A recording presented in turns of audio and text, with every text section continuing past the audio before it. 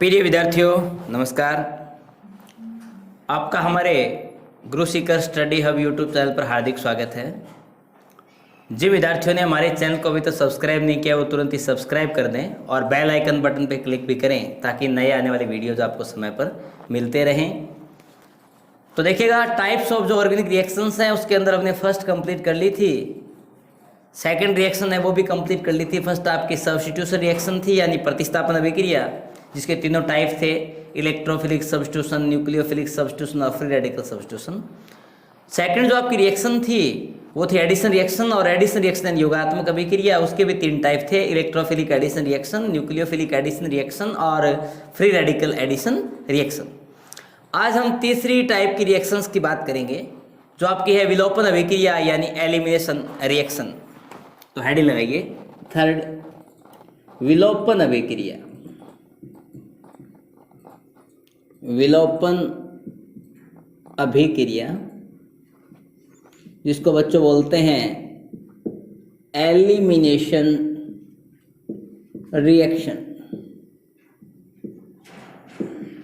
Elimination reaction, तो देखिएगा कौन सी रिएक्शन एलिमिनेशन रिएक्शन। एक बात तो ये ध्यान रखिए कि जो विलोपन अभिक्रिया जो होती है ये रिएक्शन जस्ट एडिशन रिएक्शन जो है उसकी जस्ट विपरीत होती है। एडिशन रिएक्शन में पाई बॉन्ड ब्रेक होता है और दो सिग्मा बॉन्ड का फॉर्मेशन होता है, और ये जो रिएक्शंस होती है आपकी एलिमिनेशन, इसके अंदर दो सिग्मा बॉन्ड ब्रेक होते हैं और एक पाई बॉन्ड का फॉर्मेशन होता है। तो हम कह सकते हैं इस प्रकार की अभिक्रिया जिसमें किसी कार्बनिक अणु में से दो सरल परमाणु या समूहों का विलोपन होता है, यानी इस प्रकार के अभिक्रिया जिसमें किसी कार्बनिक अणु में से दो सरल परमाणु या समूहों का विलोपन होता है, विलोपन अभिक्रिया कहलाती है। विलोपन अभिक्रिया कहलाती है। तो मेरी बात को जरा ध्यान से समझे। मैंने क्या कहा? इस प्रकार की अभिक्रिया जिसमें किसी कार्बनिक अणु में से दो सरल परमाणु या समूहों का विलोपन होता है, विलोपन अभिक्रिया कहलाती है। यह अभिक्रिया योगात्मक अभिक्रिया का विपरीत रूप होता है। यह जो आपकी अभिक्रिया होती है वो योगात्मक अभिक्रिया की जस्ट विपरीत होती है, अर्थात इस अभिक्रिया के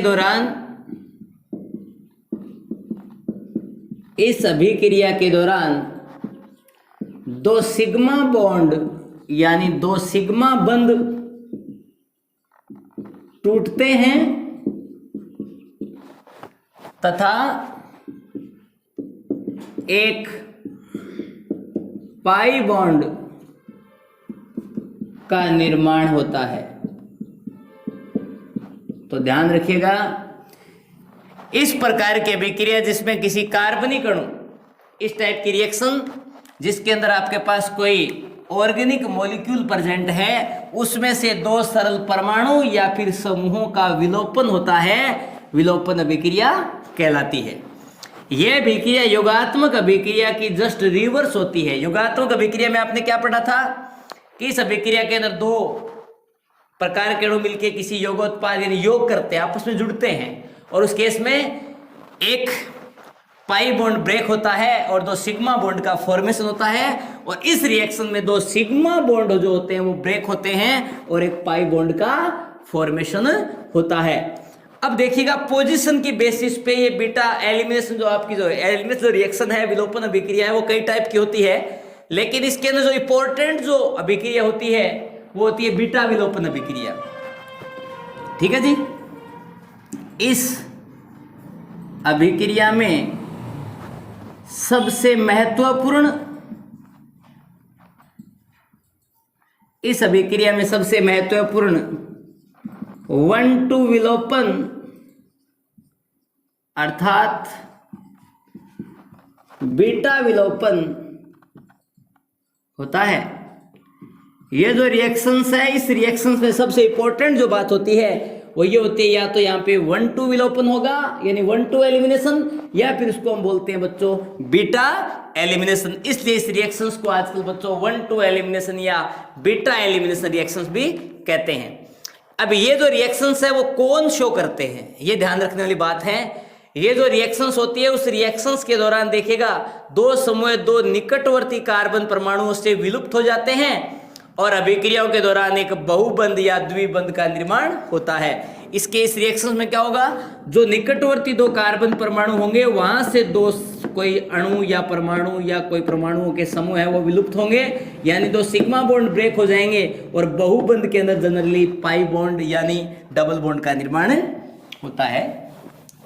इस रिएक्शंस में यदि हम बात करें कि आपको ये तो कंफर्म हो गया कि जो विलोपन अभिक्रिया होती है इस रिएक्शंस के अंदर जो इंपॉर्टेंट पार्ट होता है वो कौन सा होता है, बीटा एलिमिनेशन या 1,2 एलिमिनेशन। तो हम एग्जांपल्स की यदि बात करें, सपोज आपके पास कोई एल्कोहल है, उसकी रिएक्शन कंसंट्रेट H2SO4 की प्रेजेंस में करवाएं। ये एल्कोहल है, सपोज आपके पास CH3 CH2OH, ये कोई सपोज आपके पास एल्कोहल है।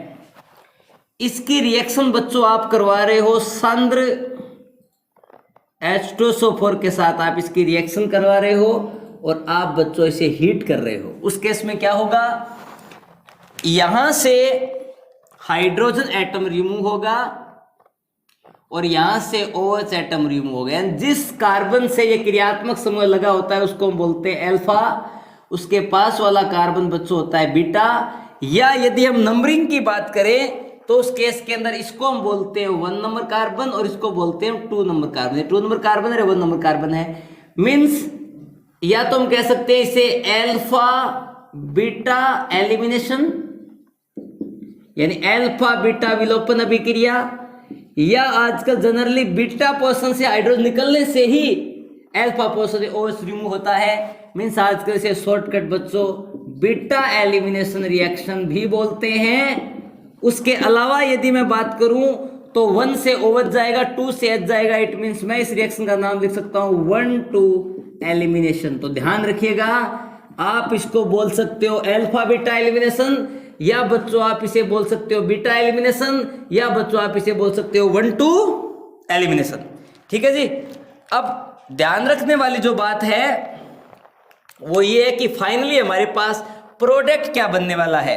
तो इस रिएक्शंस के अंदर देखिए कंसंट्रेट H2SO4 क्या करेगा, ये तो खैर मैं रिएक्शन की मैकेनिज्म में बात करूंगा, लेकिन यहां से H एटम जाएगा। मींस ये H एटम है, इस पे इस कार्बन पर हाइड्रोजन एटम है, यहाँ एक सिंगल बॉन्ड था, ये यहाँ पे H एटम है, ये जो H एटम, और यहाँ पर देखिएगा ये H यहाँ से चला गया, बॉन्ड के इलेक्ट्रॉन दे दिए, OH बॉन्ड के इलेक्ट्रॉन लेके चला गया। मीन्स यहाँ पे एक पाई बॉन्ड जनरेट हो गया और साथ में बच्चों आपके पास यहाँ H2O का फॉर्मेशन हो गया। मीन्स बच्चों ध्यान से देखिएगा, इस रिएक्शंस में यदि मैं बात करूं तो देखिएगा ये सिग्मा बॉन्ड और ये सिग्मा बॉन्ड, दो सिग्मा बॉन्ड ब्रेक हो चुके हैं और इस रिएक्शंस के अंदर देखिएगा एक पाई बॉन्ड का फॉर्मेशन हो चुका है। मीन्स ये जो रिएक्शंस आपकी होती है बच्चों, ये आपकी हो जाती है विलोपन अभिक्रिया, यानी दो ग्रुप यहाँ से दो परमाणु या परमाणु के समूह क्या हो गए, विलुप्त हो गए। अब बच्चों यदि मैं यहाँ इस रिएक्शंस की मैकेनिज्म की बात करूं तो देखिएगा रिएक्शन की मैकेनिज्म क्या कहती है। फर्स्ट ऑफ ऑल इस रिएक्शंस के अंदर हम स्टार्टिंग करते हैं इस एथेनॉल से। तो मैंने यहाँ पे सपोज आपके पास एथेनॉल लिया, HCH और ये CH और ये आपका आ गया OH। ठीक है जी। अब आप एक चीज यहाँ इंपॉर्टेंट जो है वो ये है कि इस रिएक्शंस के अंदर आप काम ले रहे हो बच्चों H2SO4। मीन्स H2SO4 जो होता है बच्चों वो क्या करता है, जब ब्रेक डाउन होता है ना उस केस में H प्लस और HSO4 नेगेटिव जनरेट करता है। तो ये जो आपका H प्लस है इसके ऊपर इस रिएक्शन पे जो लोन पेयर है वो जाके इस H प्लस पर रिएक्शन करते हैं। तो फाइनली हमारे पास इस रिएक्शंस के अंदर इस टाइप के प्रोडक्ट मिलते हैं H और ये लो H और ये आपका बन गया बच्चों ऑक्सोनियम आयन, ये आ गया पॉजिटिव चार्ज। ठीक है जी। अब क्या होगा इस रिएक्शंस के अंदर से यहां पर बच्चों आपके पास जनरेट हुआ ऑक्सोनियम आयन। ठीक है जी। अब यहां से क्या होगा कि एक वाटर मॉलिक्यूल है वो यहां से रिमूव हो जाएगा, ये वाटर मॉलिक्यूल रिमूव हो गया। तो आपके पास बच्चों यहां फाइनली जो मिला वो मिला कार्बोकेटाइन। क्या मिला जी? कार्बोकेटाइन, यानी यहां आपके पास बच्चों जनरेट हो गया कार्बोकेटाइन जिसको हम बोलते हैं कार्बोधन आयन, और यहां बन गया ऑक्सोनियम आयन। अब यहां से क्या होगा, जो H2 है उसके ऊपर ऑक्सीजन पे जो लोन पेयर हैं वो लोन पेयर जाके इस बीटा पोर्शन से H को रिमूव करेंगे ताकि यहां से अपने बॉन्ड के इलेक्ट्रॉन दे दे। तो फाइनली बच्चों आपके पास ये प्रोडक्ट मिलेगा H और यहाँ डबल बॉन्ड CH और H, ये बच्चों आपके पास प्रोडक्ट मिला ये सेम जिसको आप बोलते हो एथेन, यानी एल्कोहल से एल्कीन का फॉर्मेशन कर लिया और ये इसने से रिएक्शन की। तो फाइनली आपके पास यहाँ मिल गया HOH और यहाँ चार्ज आ गया पॉजिटिव। अब इस रिएक्शंस के अंदर क्या होगा देखिएगा, इस रिएक्शंस के अंदर जो H2SO4 में H प्लस तो यूज आ गया था, यहाँ ये HSO4 जो नेगेटिव होता है ये आकर अटैक करता है इस H पर, यहाँ से वापस क्या निकाल लेता है H, यानी H2SO4 वापस बन जाता है। It means as a catalyst का काम करता है H2SO4। तो बच्चों ये आपकी जो रिएक्शंस होती है इसको बोलते हैं विलोपन अभिक्रिया। एक टाइप से तो ये हुई आपकी विलोपन अभिक्रिया। यदि इसी रिएक्शंस के अंदर अपन कोई दूसरा एग्जांपल लेके बात करें तो देखिएगा, आप कोई एल्किल हैलाइड ले लो। क्या ले लो जी? एल्किल हैलाइड, उसकी रिएक्शन आप करवा दो एल्कोहलिक केवच की प्रेजेंस में। ठीक है जी। तो मैंने सपोज यहाँ रिएक्टेंट जो लिया वो लिया एल्किल हैलाइड HCH और ये C और ये H और ये H और यहाँ पे ले लिया मैंने Br। मीन्स आपने जो काम में लिया बच्चों वो लिया एथिल ब्रोमाइड, ये आपने एथिल ब्रोमाइड यूज में ले लिया। और ये जो रिएक्शंस होती है इस रिएक्शंस को हम करवाते हैं एल्कोहलिक, एल्कोहल में डाल के लेते हैं केवच को, एल्कोहलिक केवच या एल्कोहलिक एनएच को यूज में ले सकते हो। इसकी प्रेजेंस में जब रिएक्शन करवाई जाएगी उस केस में आपको यहाँ हीट करना है। क्या करना है जी? हीट करना है, यानी गर्म करना है।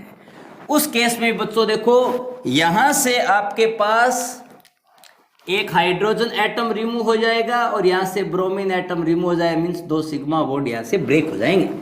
और फाइनली बच्चों आपके पास जो प्रोडक्ट मिलेगा वो ये मिलेगा HCH डबल बॉन्ड CH और H, और साथ में बच्चों यहाँ पे आपके पास मिल गया HBr। मीन्स यहाँ पे आपके पास एथीन का फॉर्मेशन हो गया। मीन्स मैं ये कह सकता हूँ कि 2 सिग्मा बॉन्ड तो ब्रेक हो गए और इस रिएक्शंस के अंदर एक पाई बॉन्ड है वो जनरेट हो गया। ठीक है जी। अब हम इस रिएक्शंस की यदि मैकेनिज्म की बात करें कि ये जो रिएक्शंस है इसकी मैकेनिज्म क्या है, तो देखिएगा इस रिएक्शन की मैकेनिज्म से आप अच्छे से समझ पाओगे कि रिएक्शन में क्या हुआ। फर्स्ट ऑफ ऑल आपने ये एथिल ब्रोमाइड यूज में लिया, ये CH और ये बच्चों आपका Br ग्रुप है। ठीक है जी। अब यहाँ क्या हो रहा है, यहाँ ध्यान देने वाली बात है कि Br जो होता है इसका माइनस का इफेक्ट लगता है।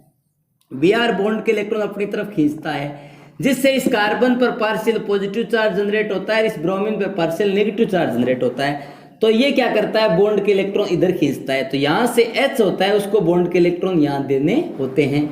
उस केस में बच्चों जो ये आपका ये KOH होता है ना, यहाँ से ये क्या करेगा, ये OH ग्रुप जाके इस H पर अटैक करेगा, इस H को यहाँ से रिमूव करेगा ये। ठीक है जी। ये जब H को यहाँ से रिमूव करेगा तो उस केस में बच्चों यहाँ से Br भी रिमूव हो जाएगा। तो यहाँ जो आपके पास प्रोडक्ट मिलेगा वो मिलेगा HCH डबल बॉन्ड CH और H, और ये आपके पास बना बच्चों KOH और H, यहाँ आ गया पॉजिटिव चार्ज, और साथ में आपके पास यहाँ रिमूव हो गया Br नेगेटिव, ये Br नेगेटिव जाके इस H पे अटैक करेगा तो ये आपका एल्कोहलिक केवच वापस बन गया और साथ में बच्चों आपके पास फॉर्मेशन हो गया किसका, HBr हाइड्रोजन ब्रोमाइड का। इस टाइप से ये सेकंड टाइप की रिएक्शन हो जाती है। एलिमिनेशन जो रिएक्शन है उसकी के अंदर दूसरा एग्जांपल हो गया। फर्स्ट हमने कोई H2SO4 से रिएक्शन करवाई थी और सेकंड जो कंडीशंस है उसके अंदर अपन ने एल्कोहलिक केवच से रिएक्शन करवा ली। इसी के अंदर यदि हम कॉपर जो है उसके अंदर 300 डिग्री सेल्सियस टेम्परेचर पे यदि इसी रिएक्शंस के अंदर हीटिंग की बात करें तो इसी रिएक्शंस में यदि मैं बात करूं कि मैंने सपोज यहां पे इस रिएक्शंस के अंदर काम लिया, ये आपका मेथेनॉल, ये मेथेनॉल आपने यूज में लिया, यहां बच्चों आपने कॉपर की प्रेजेंस दे दी और आपने क्या किया, इसी रिएक्शंस के अंदर टेम्परेचर दे दिया 300 degree Celsius. 300 degree Celsius temperature दे सकते हो या फिर आप 300 डिग्री के अंदर दोस्त देते तो 573 केल्विन टेम्परेचर पे रिएक्शन करवा सकते हो। मीन्स यहां से क्या होने वाला है इस रिएक्शंस के अंदर, यहां से H और यहां से H निकल जाएगा। मीन्स यहां से H2 गैस रिमूव हो जाएगी तो यहाँ CH और यहाँ डबल बॉन्ड O ये जनरेट हो गया। मीन्स आप इसी रिएक्शंस को यदि ध्यान से देखें बच्चों तो आपको एक चीज रिप्रेजेंट हो रही होगी कि इस रिएक्शंस में 2 सिग्मा बॉन्ड ब्रेक हो गए और एक पाई बॉन्ड का फॉर्मेशन हो गया। तो ये जो रिएक्शंस होती है बच्चों ये भी एक एलिमिनेशन रिएक्शन का ही टाइप होता है। तो किसी रिएक्शंस के अंदर H निकलता है, OH निकलता है। पहले जो रिएक्शन करवाई थी उसके अंदर H और OH रिमूव हुए थे, मींस H2 रिमूव हुआ।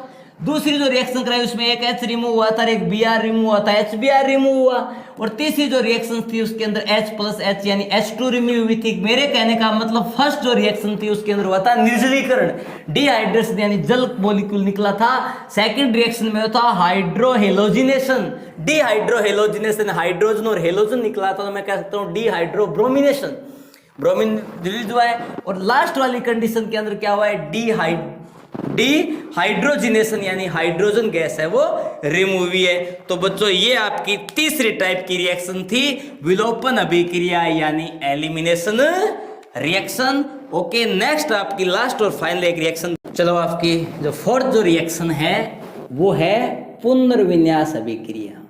कौन सी है जी, पुनर्विन्यास अभिक्रिया यानी बच्चों इसे बोलते हैं रीअरेंजमेंट रिएक्शन। ये आपकी होती है बच्चों रीअरेंजमेंट रिएक्शन यानी पुनर्विन्यास अभिक्रिया। तो देखो ये रीअरेंजमेंट यानी पुनर्विन्यास अभिक्रिया क्या होती है, वे अभिक्रियाएं जिसमें किसी यौगिक, वे अभिक्रियाएं जिसमें किसी यौगिक, वे अभिक्रियाएं जिसमें किसी यौगिक के अणु में, जिसमें किसी यौगिक के अणु के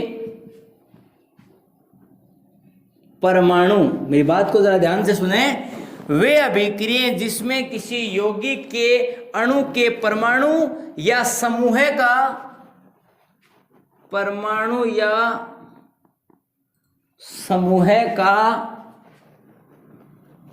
पुनर्विन्यास होता है, पुनर्विन्यास होता है, पुनर्विन्यास अभिक्रिया कहलाती है। अभिक्रिया कहलाती है यानी इंपॉर्टेंट बात यहां ध्यान रखने वाली यह है कि वे अभिक्रिया जिसमें किसी यौगिक के अणु के परमाणु या समूह का पुनर्विन्यास होता है, पुनर्विन्यास अभिक्रिया कहलाती है। इन अभिक्रियाओं में क्रियाकारक अणु से उत्पाद के अणु बनने, इन अभिक्रियाओं में क्रियाकारक अणु से उत्पाद अणु बनने में न तो किसी परमाणु या समूह का योग होता है और न ही किसी परमाणु या समूह का विलोपन होता है। देखो बच्चों, मैंने क्या कहा है, मेरी बात को जरा ध्यान से सुने। इन अभिक्रिया में क्रिया कारक अणु से उत्पाद अणु बनने में न तो किसी परमाणु या समूह का योग होता है और न ही किसी परमाणु या समूह का विलोपन होता है। सिर्फ केवल परमाणु या समूह के स्थानों का अंतर परिवर्तन होता है। केवल परमाणु या समूहों के स्थानों का अंतर परिवर्तन होता है। तो यहां पे न तो कोई विलुप्त होगा और न ही कोई आके यहां पे एडिशन करेगा। यहां पर तो केवल परमाणु या समूह के स्थानों में क्या होगा, अंतर परिवर्तन होगा। इसलिए क्रिया कारक व उत्पाद के अणु, इसलिए क्रिया कारक व उत्पाद के अणुओं के रासायनिक सूत्र समान होते हैं। इसलिए क्रिया कारक व उत्पाद के अणुओं के जो रासायनिक सूत्र हैं वो समान होते हैं, अर्थात दोनों यौगिक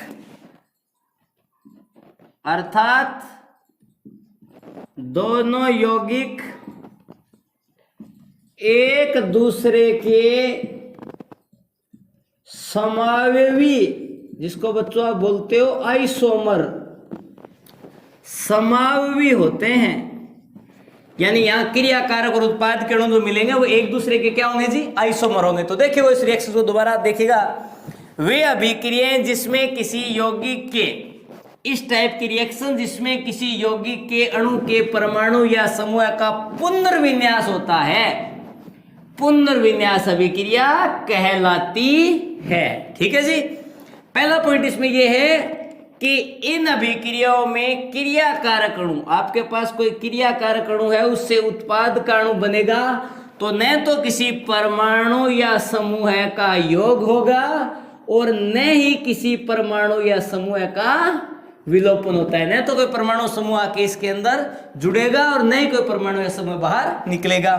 केवल परमाणु या समूहों के स्थानों का क्या होगा, अंतर परिवर्तन होगा। सिर्फ स्थान होंगे वो एक दूसरे में क्या होंगे, चेंज होंगे। ठीक है जी। इसलिए क्रिया कारक व उत्पाद के अणुओं के रासायनिक सूत्र तो क्या हो जाएंगे, समान हो जाएंगे और दोनों यौगिक एक दूसरे के क्या लगेंगे बच्चों, आइसोमर यानी समावयवी।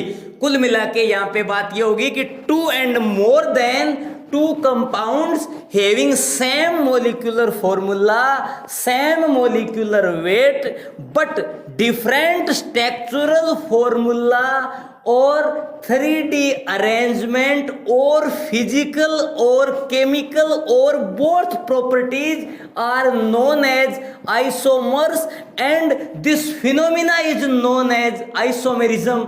यानी यहाँ कुल मिला के इसी टॉपिक में नया टॉपिक और आ जाता है जिसको अपन बच्चों समावयवता यानी आइसोमेरिज्म कहते हैं। यहाँ पर क्रिया कारक उत्पाद दोनों अणु जो बनेंगे उनका केमिकल फॉर्मूला और मोलिकुलर फॉर्मूला और मोलिकुलर वेट तो क्या होगा जी, सेम होगा, जबकि फिजिकल और केमिकल प्रॉपर्टीज या फिर दोनों प्रॉपर्टीज क्या हो जाएगी, डिफरेंट हो जाएगी।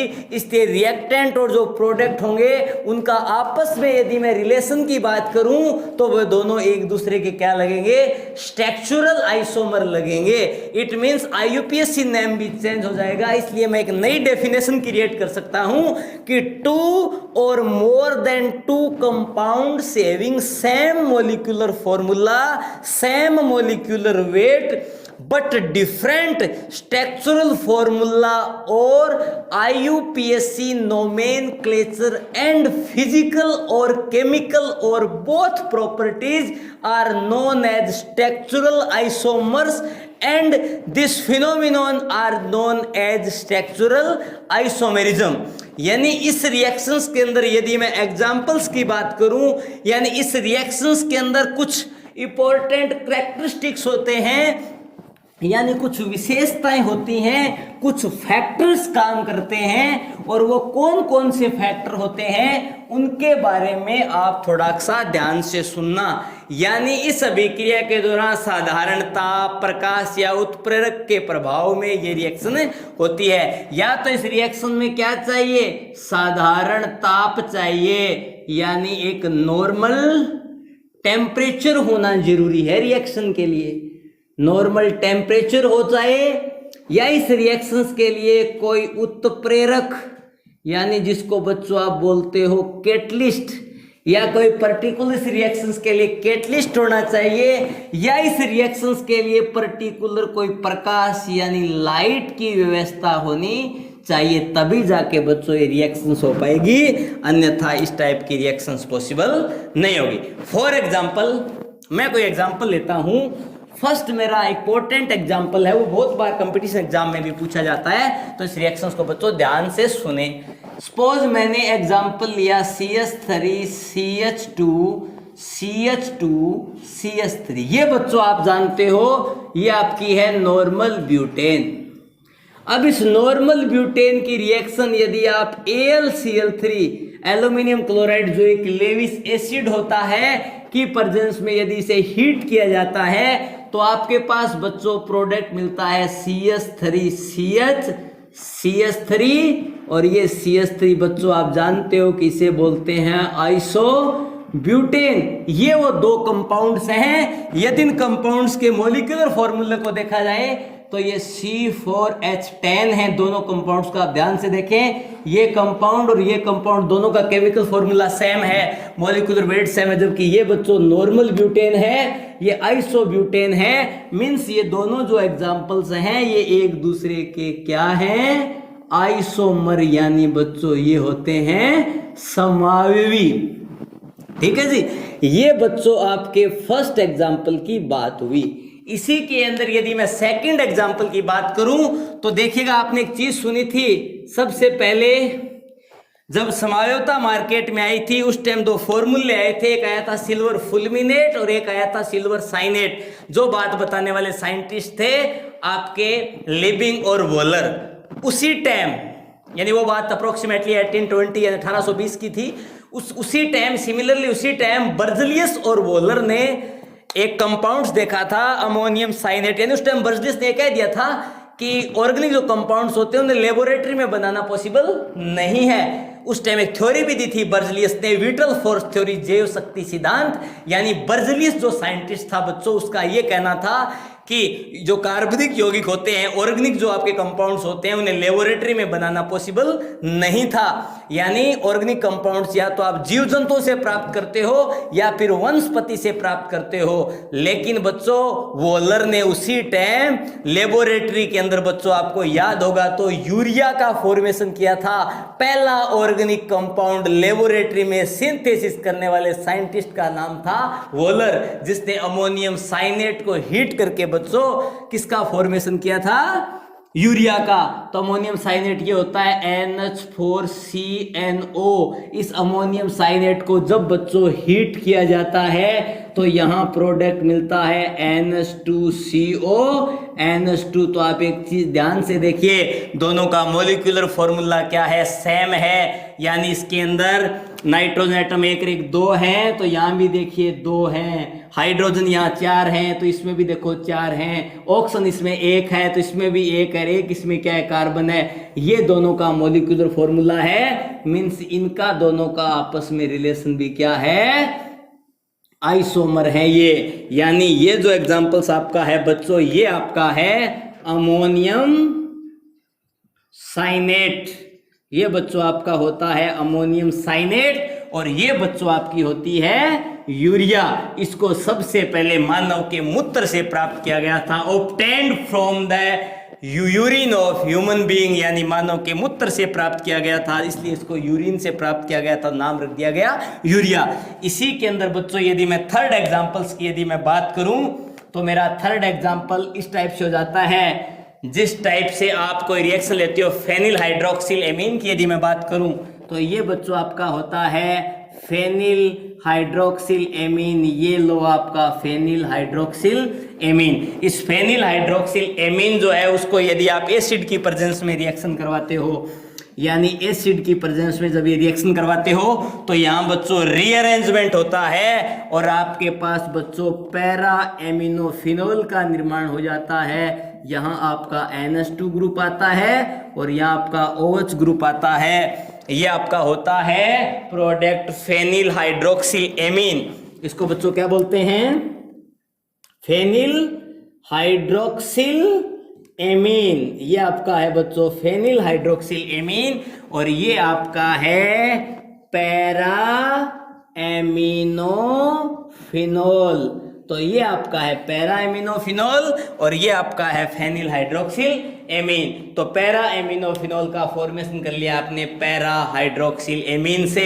तो कुल मिला के ये जो दोनों एग्जांपल्स जो हैं उनमें मैं बात करूं कार्बन 1 2 3 4 5 6 यानी कार्बन एटम 6 हैं, इसमें बात करूं 1 2 3 4 5 6, इसमें भी 6 हैं। हाइड्रोजन 1 2 3 4 और 5 6 7 हाइड्रोजन 7 हैं, इसमें भी 2 3 4 5 6 और 7 इसमें भी हाइड्रोजन 7 हैं। अब बात करूं मैं नाइट्रोजन एटम की, इसमें एक नाइट्रोजन एटम एक ऑक्सीजन एटम, इसमें भी एक नाइट्रोजन एटम एक ऑक्सीजन एटम है। मींस इन दोनों का मॉलिक्यूलर फॉर्मूला क्या है? सेम है। तो मॉलिक्यूलर वेट भी क्या होगा? सेम होगा। लेकिन IUPAC नेम इनका चेंज है।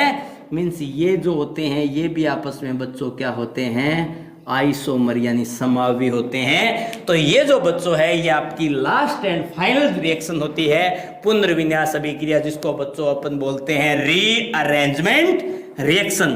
तो ये कंप्लीट आपका बेसिक पार्ट, आपकी चारों रिएक्शन कंप्लीट हो चुकी है। Substitution reaction, addition reaction, elimination reaction और रीअरेंजमेंट रिएक्शन और इन रिएक्शंस के टाइप। अब अपन जो हेलोजन डेरिवेटिव चैप्टर था उसकी केमिकल प्रॉपर्टीज को डिटेल से नेक्स्ट वीडियो के अंदर पढ़ेंगे। तब तक के लिए ओके। आप हमारे कंप्लीट वीडियो रेगुलर देखते रहें, जहां भी आपको डाउट हो आप क्वेश्चन पूछ सकते हैं। ओके।